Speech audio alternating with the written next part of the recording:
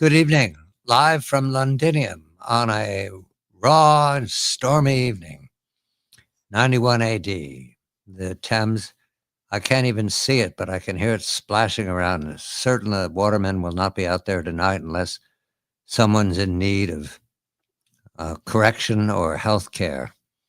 We are tucked up in our favorite wine bar with our centurions. They've come in late. It's wet outside, and they've been tromping around taking care of their families before they rushed to consult. I think the explanation the centurions have told me that works is to say that you're going to hang out with some old centurion buddies and you philosophize about your service, something high-toned like that. In truth, we're just telling stories, but we do enjoy it. Germanicus is here. The centurions are here. And we've meant to be philosophical, but the events of these last days require Germanicus's attention because the headlines now routinely in the United States and in Europe and in Russia lead toward this word peace, which is quite extraordinary, given we've had years of war and the war continues in other parts of the planet. But peace is now breaking out all over the headlines. Peace of what? Peace being defined by the players. In this case, we have a headline, Mr. Rubio in Florida talking peace with delegation from Moscow. Exchanges between other counselors of the president, Mr. Witkoff and Mr. Kushner, are mentioned. And the president's remarks himself about peace in Europe. At the same time, there are remarks about anything but peace in Venezuela. And there are disappointing signs from the Middle East that the Hezbollah is rearming very quickly and that Israel is not at peace, not even at ceasefire when it comes to Hezbollah. There's also reason to believe that there are other occasions that trouble could break out at any moment. In other words, we're as vulnerable as we were last week, except for they're using the word peace. So later on tonight, the centurions are staging another mock battle. The teenage boys love these things. Who knew? They're going to do the opening rounds of Cannae. You will recall the Romans didn't do well Cannae. That was then. This is now. These centurions are all product of legions. They're very successful. Otherwise, they wouldn't be here. 25 years, and they retired to Londinium. We're going to begin, however, with this rumor of peace in the 21st century. Germanicus, there's no easy way to sum this up, but it would appear that NATO, in conjoining with the Trump administration, is seeking peace in Ukraine, an exchange of promises and a negotiated treaty, perhaps obligations going forward, outside observers. What could be called a ceasefire is being fashioned into a peace agreement.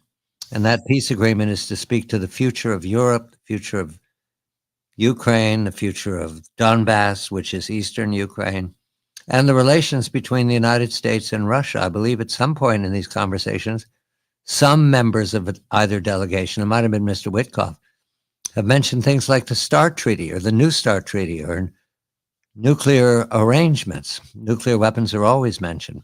So it's not one thing I can ask you to speak to other than to say peace is in the air. You and I in the 20th century went through this when we were younger men, and peace was in the air in 1968, 69, 70. Then it was a small country of no world-shaking significance, neither then nor now, just like Ukraine, called Vietnam. And peace was in the air. There were songs about it. I remember you could buy a tie with a peace symbol on it at Harvard Square. I remember people talking with each other, and they would end their conversation with holding up some number of fingers and saying peace. It was everywhere, especially among young people.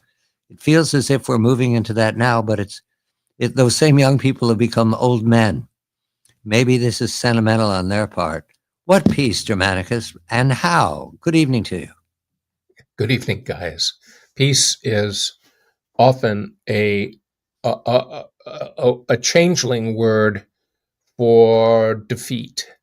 And when defeat becomes inevitable, the side that is looking at full prostration and submission, seeks peace as soon as is practicable in order to escape or avoid the public ritual of prostration and submission. So the whole tenor of the conversation and the public and media representation of where we are is suddenly being inflected. We've been talking about the Russian advantage and the likelihood of a Russian victory and the meaningful benchmarks that we have that indicate an eventual Russian triumph. And the media could still, along with the governments that essentially own much of the media, would prefer to have sustained forever, which is that Ukraine will prevail, eventually Russia will fall, and we have to see this through to the end, meaning probably the end of Ukraine. And now it's quite clear that the long arc of Russia's attrition strategy is culminating. And there are articles all over the mainstream media now, which suddenly discover that, desertions have risen meteorically, and you have losses of 40,000 Ukrainians a month. There are 40,000 Ukrainian soldiers, not all dead, but a lot of them what we call irrecoverable casualties, and that number is huge. And the recruitment is non-existent as recruitment. There's only impressment, and they can't kidnap enough men every month to even come close to replacing the physical losses and the incredible surge of desertion. And not to even to mention the tens and tens of thousands of younger men who, fearing that the draft mobilization age will be lowered, have left the country. The 18 to 22-year-olds and the like. So Ukraine is now on the cusp of coming apart, and that creates two issues suddenly: how to conjure up an offer to Mr. Putin that he will accept, given the fact that he can just continue on the course that he's been leading Russia on for a few more months and get everything he wants. And how do you handle the atmospherics of defeat? It petrifies the Europeans, but as we discussed last week, Europe doesn't have a military. There's no European military for the first part. There is NATO, but in the absence of the US, any kind of military action outside of NATO would have to be a coalition of the willing, as they say, and it would be under the auspices, perhaps, of the EU. But there is no deployable force available to Europe.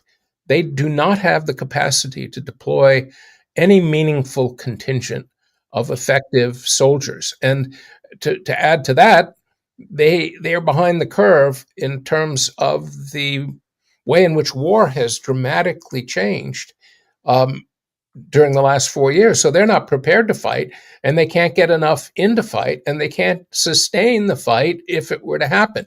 So they have no choice but to find a peace that will somehow alleviate the humiliation and shame of defeat after trumpeting inevitable Ukrainian victory for over 3 years. I'm surprised in hearing you remind me where we are. I'm surprised we've not heard protests from the neocons. They seem unusually silent, unless I've missed their... No, you're right. And now neocons are not defeatist people. They are perpetually aggressive. So what could it mean that they're not commenting boldly? There might be some scrambling around the edges, a PBS show we might have missed. But in any event, I've not heard the screaming headlines you would hear if we were trying to surrender in Vietnam, which we never tried. But in any event, that scale, nothing. Well, there are several factors in play. For one, the neocons aren't in control. They don't even have the kind of reach into the administration that they had in the first Trump. That's correct, but all the producers have their phone numbers. Right. But also, they don't really have their tentacles into the full expanse of blue either, because even though establishment Democrats will support their rhetoric, the progressive wing of the Democrats has abandoned them. And although they still genuflect rhetorically occasionally, the third thing is that they were burned badly by the wars with the Muslim world and their role in it, and the collateral damage that Israel's campaign in Gaza has done to their cause of endless war.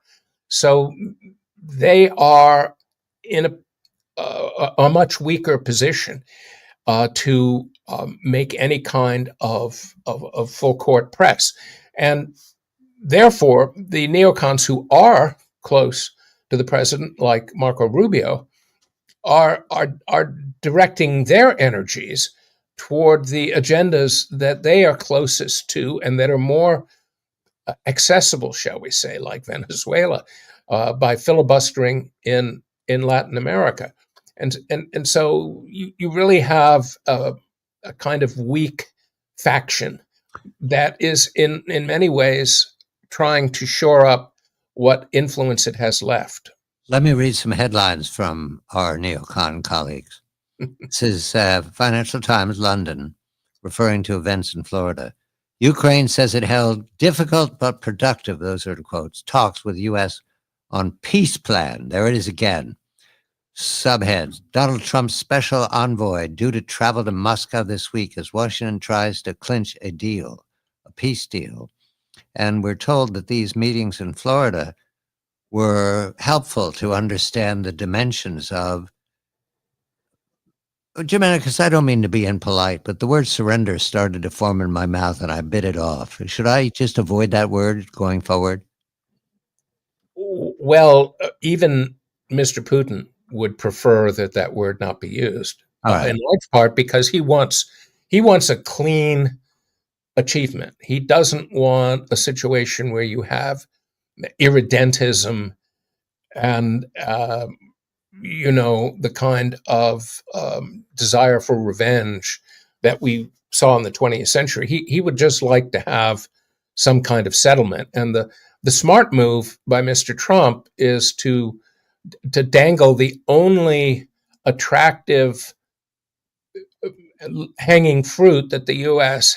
has left to offer, and that is to invest in Russia. That's what I found to be the useful part of the 28-point plan that was initially presented, was the idea that Russia would be brought back into the fold and would be able to grow and reestablish its links with Europe in energy, but also to modernize its extraction of resources with U.S. joint ventures. All of that is the only real leverage we have left. We have no military leverage. Europe has zero. And so the question is to meet his demands without having Ukraine in a position to interrupt negotiations.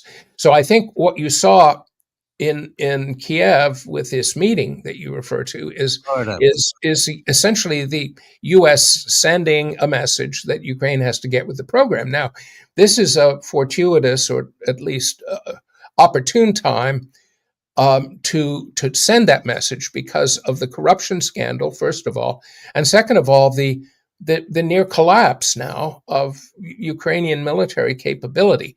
And so the oligarchs and the I don't know what the correct word would be, but I'd use an old commie word, the gangster retinue around Mr. Zelensky have to be thinking about how they can survive and I mean survive in the full spectrum of meaning that word can connote. In 1972, Richard Nixon, our favorite president at the moment, negotiated Vietnamization. I do not see these gentlemen in Florida, where Mr. Rubio made that comment, Right. and Mr. Umarov was representing Kiev. I do not see them coming up with Ukrainization. And Well, yeah. say we're weaning ourselves from aid from the U.S. and NATO. They want to go straight to Right. pity, I guess, the pity plays. Now, that's okay, but here, 50 years later, Germanicus, do we think we could find 5 people in any random room who can find Vietnam on a map? Well, they should. It's grown remarkably since the war, and it's now a player in the ASEAN world. And there are a lot of Americans who want to retire to Vietnam, not just Thailand, but Vietnam, Philippines, because of the the cost of living. It's just it's had a major influence in American life because of the several million Vietnamese we brought back here. My pharmacist, my So 50 years hairdresser. from now, It's 50, a they're a part of American life. So I would hope they could find it. But you're so, probably right. so 50 years from now, we'll have Ukrainian pharmacists? Well, let me put it this way: the influx of Ukrainians that has been most that has the greatest impact in terms of this war in American foreign policy were the Ukrainian SS um, soldiers that were brought into Canada and the US after World War II, especially Canada. And it's their progeny that have been the big boosters behind getting into Ukraine and fighting this proxy war, like Vindman, for example, or Krista Friedland in Canada. And so I think Ukraine's impact has been met. But yeah, there'll be some Ukrainians coming here. But the main problem Ukraine has right now is that it we've taken Ukraine to the brink of existence. I mean, their fertility is down to 0.7, and they've emptied their country of young people, and they're half the population they were at the beginning of the war, and so they're heading into Belarus territory as a kind of vestigial nation. And under those circumstances, it's unlikely that Ukraine can mount any kind of threat to Russia again. So I think as long as the U.S. can make an attractive offer on Donbass and on Russian reintegration and Ukrainian neutrality, just those 3 things. And of course, Ukraine's already agreed not to discriminate against Russian speakers in the remaining territory of Ukraine. So that would solve the issue. I would think you could get a treaty on that basis. Germanicus being buoyant on a gloomy night in Londinium, we're going to turn to something that is French philosophy, which means you're forgiven if you want to leave the room. But it has merit in that the French have identified an ambition for the United States domestically that not now exists. Germanicus and I agree that the country is fragmented comfortably. People in their clubs, their groupings, and there's no outreach whatsoever. We've gone through these periods before. And the French are recommending something, only the Frenchmen would do this. Civic communion when we come back. This is the French Visitor Debating Society, waiting on peace. I'm Germanicus's best friend, Gaius, and Germanicus is Gaius's best friend, otherwise known as Michael Vlahos, and I'm John Batchelor.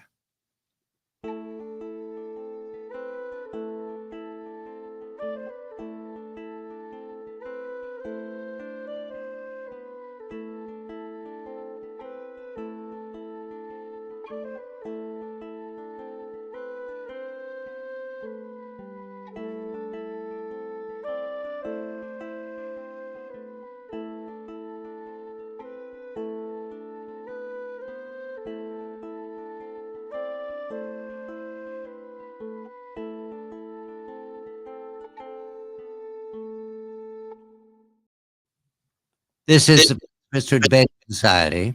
I am Gaius. I'm in Londinium. It is live on a gloomy night. However, and you cannot see the Thames. It's ridiculous. You can stand at the shoreline and hear it, but it's too bleak out there. There are no watermen out.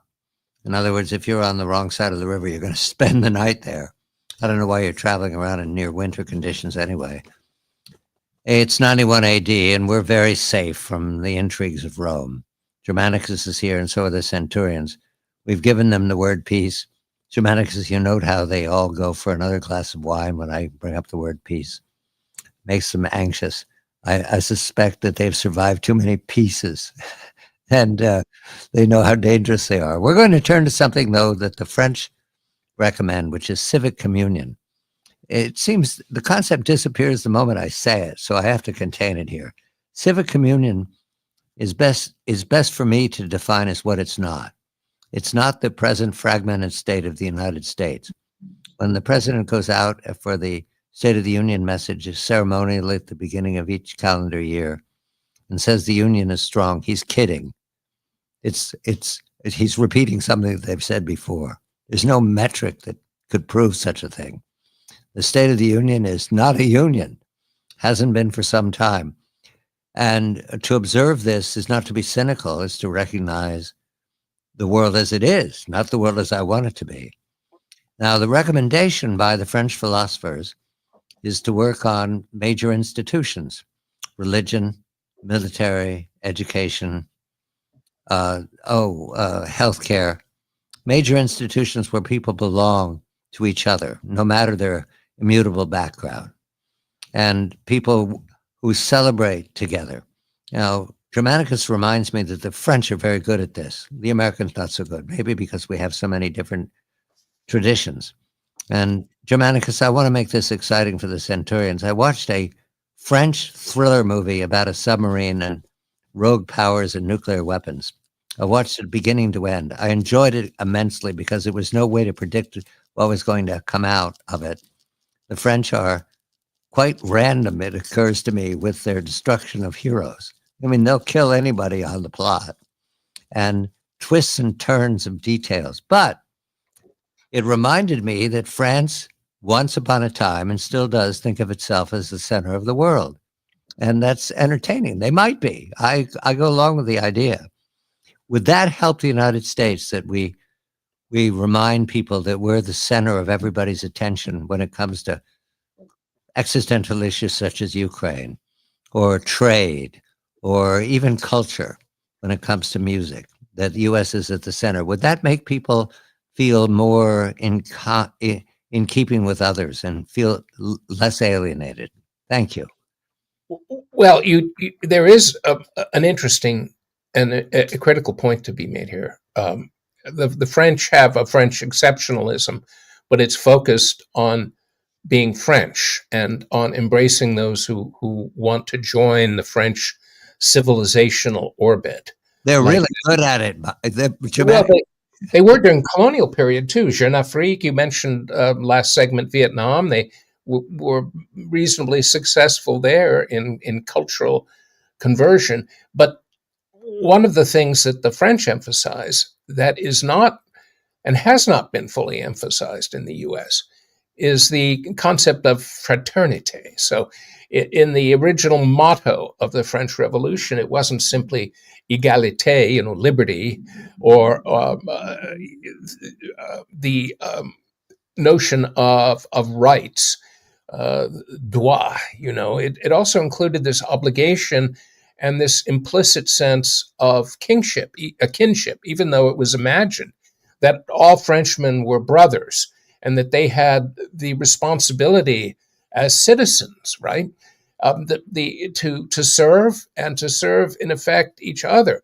And the U.S. since the beginning has enshrined the notion of rights and of liberty, but and equality, but not the idea of fraternity as much. It hasn't emphasized the idea of the U.S. as a people. The U.S. is an idea, but that idea doesn't extend down into emotional bonds that are part of the deal. So France is came up with the idea, for example, of laïcité, where we're all Frenchmen together, and you can't depart in your own sectarian path. And this, of course, indicates Muslims, where you have an identitarian focus that is stronger than your kinship to France itself and your brothers.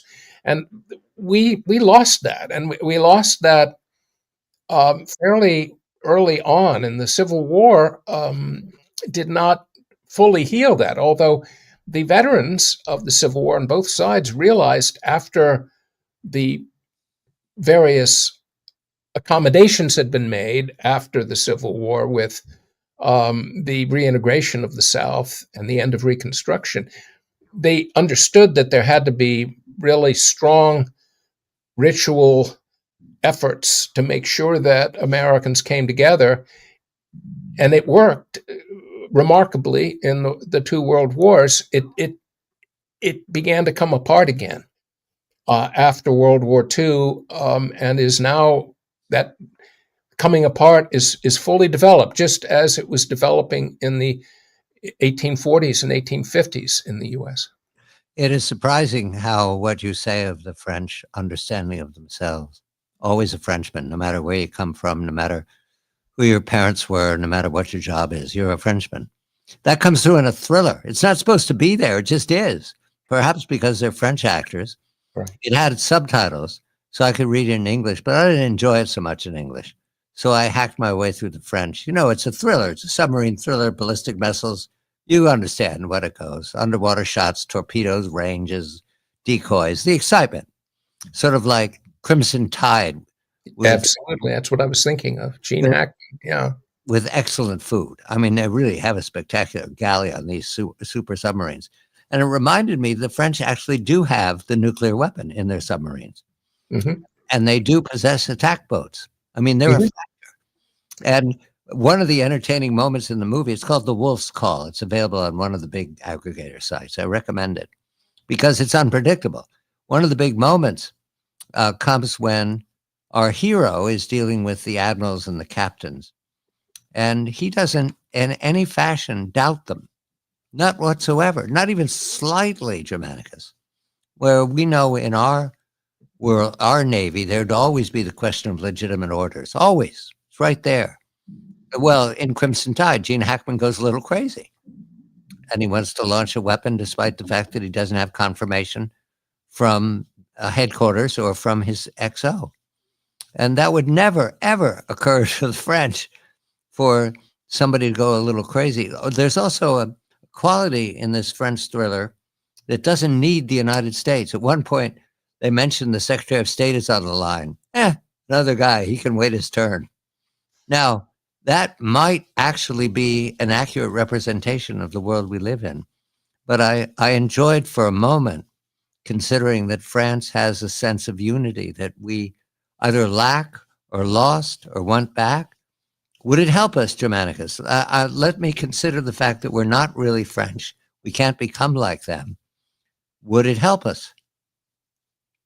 Yes, but I mean, the French are losing it as well. I mean, they have an extremely difficult problem now in maintaining a sense of national unity based on this dominant vision of being French. And that puts them at real risk. And the U.S.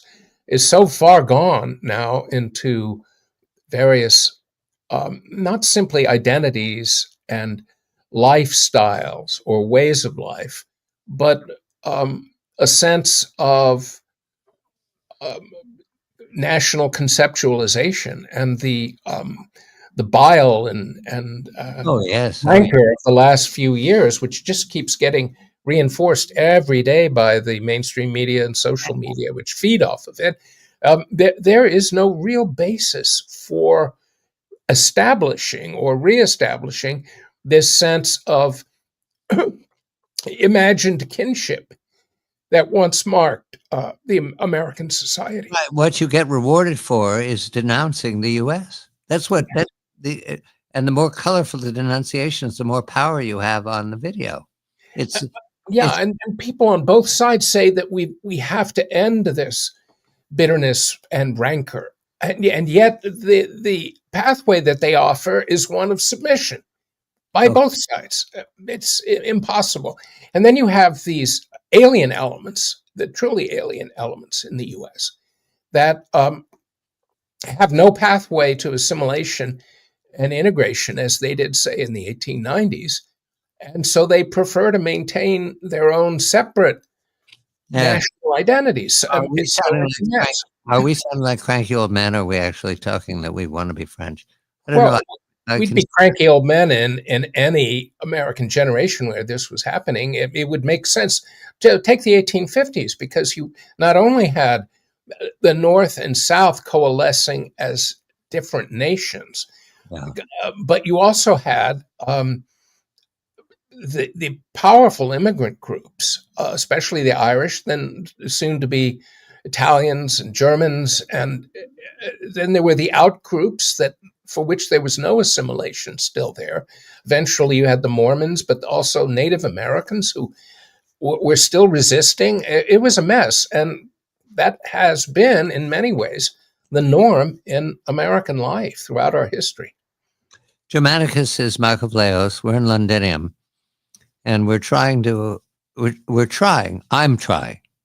Gaius is trying to imagine himself as a Frenchman. I fall short, Germanicus. Okay, we'll leave it there. The centurions are laughing in the back. These are the Gauls, guys. Okay, 2,000 years later, that's who they are. Oh, now we get a little recognition back there. The Gauls, yeah, big long arms, big swords. Yep, yeah, we know you beat them. Okay, raising their hands in the back, they want to tell war stories. That'll be okay. We'll tell war stories, but we're going to move to regicide, something with blood in it, when we come back. This is the Friends of History Debating Society. We're live in Londinium on a gloomy night, enjoying ourselves with our Centurion buddies, going to the theater later to see a mock opening rounds of Canaille, which you all know Rome lost badly. We enjoy rehearsing our losses. I'm John Batchelor.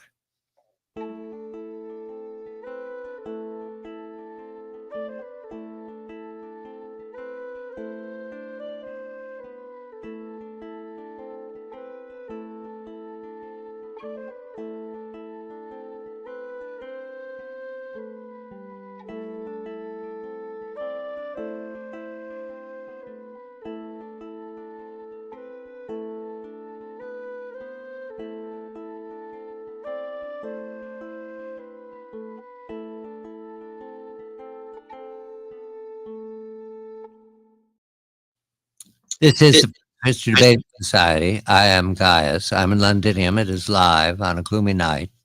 And we're going to speak of regicide, which has everybody perking up in the back of the room. Germanicus is here. Not any regicide. The regicide of 1642 to 1649, sometimes known as the English Civil War, the Civil War of Britain. The conditions are these. The Long Parliament, so-called because it never recessed, has claimed prerogatives that Charles I, the king, inheriting the crown from his father James I. These are Scots. They were both born in Edinburgh, but they ruled Great Britain, Scotland, England, Wales, Ireland. These are Scots now, and so they're not exactly local boys to the English. There's a division of Catholic and Protestant, Church of England. There are dissenters, but we're not going to bother with them right now. They come up later, called Puritans. We're going to spend time with regicide itself because the king entertained killing his enemies in 1641-42. He tried to trap two of his Scottish embassies at Holyrood, enemies at Holyrood House, and he was betrayed. It didn't happen. He had to claim he wasn't. He was going to kill them. That was Charles's way of solving things. Okay, kings can go to that extreme measure right away because they're protecting the crown. And then when he moved to London, he conceived a plot where he was going to abduct 5 or 6 members of the Long Parliament, put them in the Tower, and then kill them. And that would have ended the disruption that was present as the Parliament kept claiming powers that were the king's powers. Power to call out the militia, power to tax, power to pass rules about who can and can't be named to be bishops, all that other real power. And Charles broke with the Long Parliament, raised the battle flag at Cambridge, I believe, and the Civil War began between the parliamentarians and the royalists. It ended, however, with Charles's capture, refusing to defend himself in open court, condemned to death, and then his head was cut off in a public display of parliamentarian authority. That is regicide. That's the regicide that all English history turns on, right there, 1649. Now, why that's important is that regicide is routinely part of kingship. Emperors that we know, our education, Emperor Augustus is said to have died in his sleep. Good for him, he's a god now. Tiberius, there's some question as to how he died. Caligula, he was assassinated by the Praetorian Guard. Claudius, he was poisoned by his mother. Nero, he had to commit suicide, but he needed the help of his assistant to kill himself. That was the Julian Claudian reign. And the reason they were all moved to self-destruction or being butchered by their own private guard is because of regicide. It's routinely entertained when you're dealing with an emperor or a king. It's always there.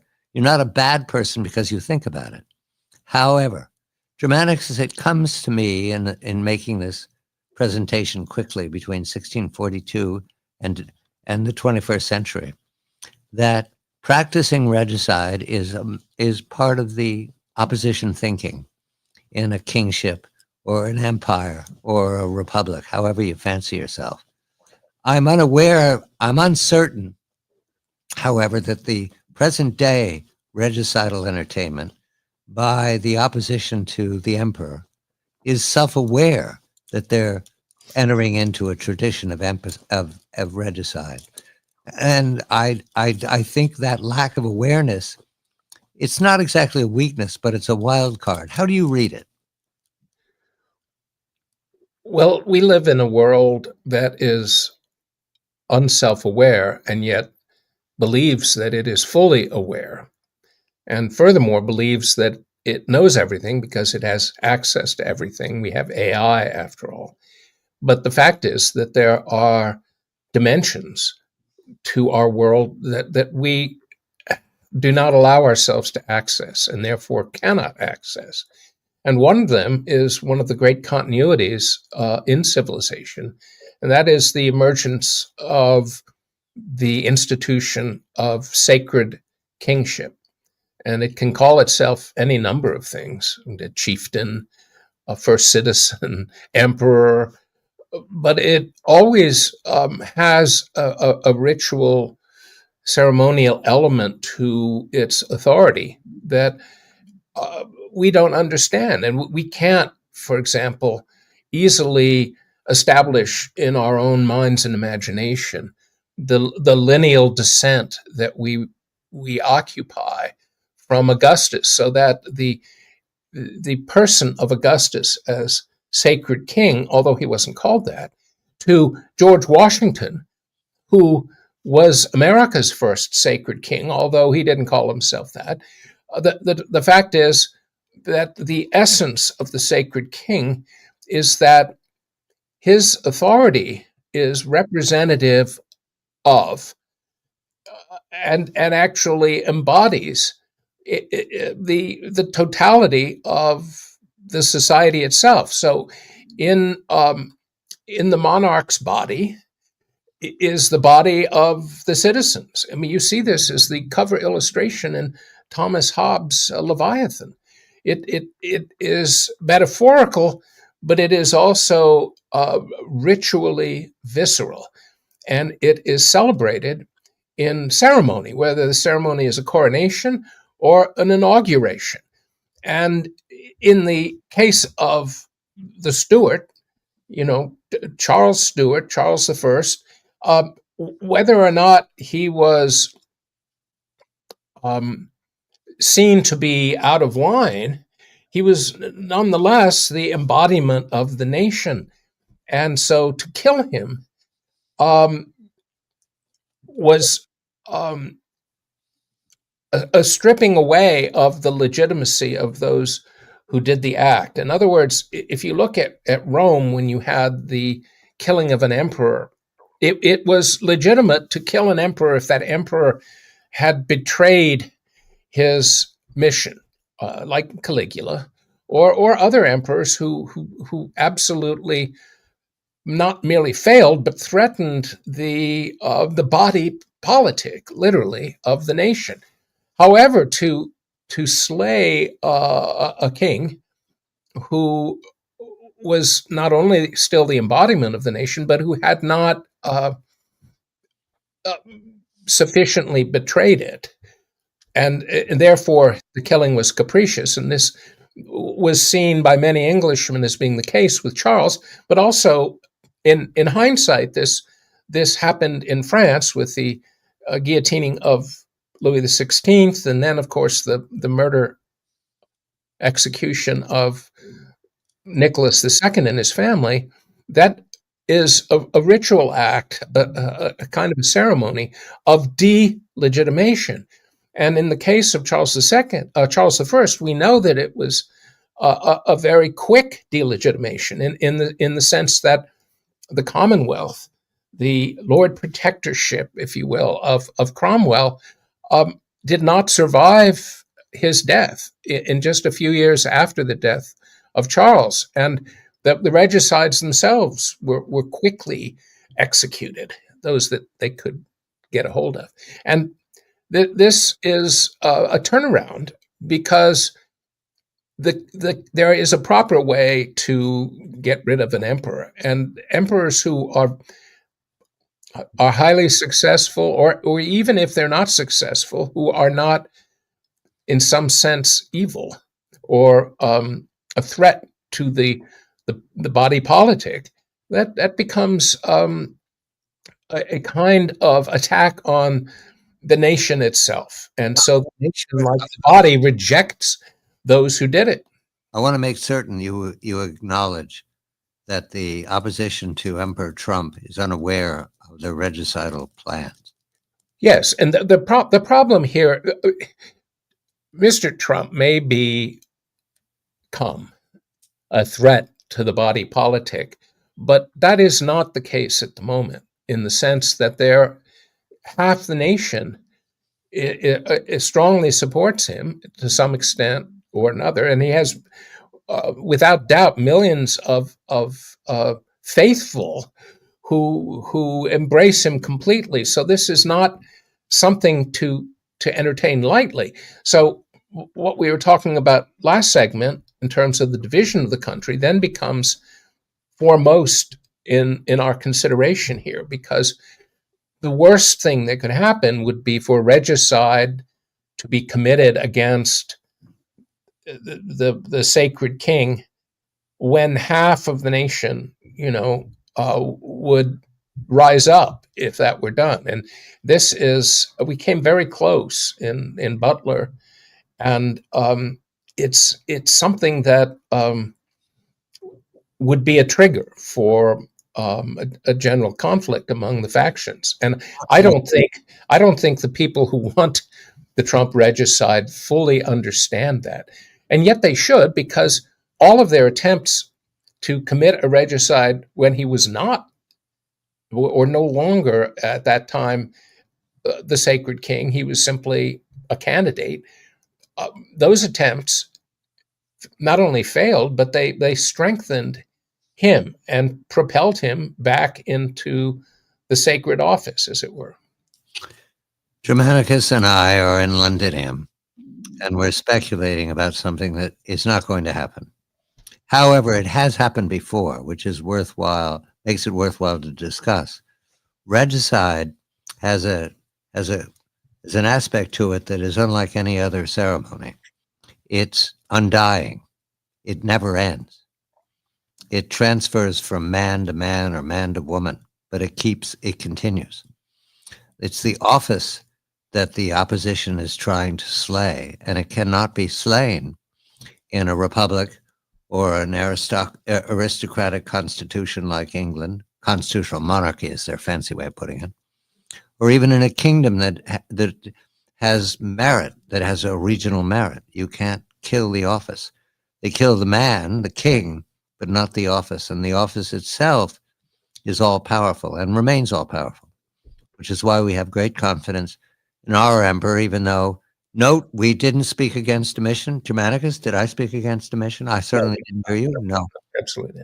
That would be unwise, given his role in our lives. We're going on now to the theater, where the centurions and their friends have agreed to stage a mock opening moves of Cannae. It happened, the 3rd century BCE to orient it. A man named Hannibal was marching through Italy, and Varro and Paulus, 2 consuls, showed up with a Roman army and allowed themselves to be completely outflanked. We're not going to get into the outflanking part.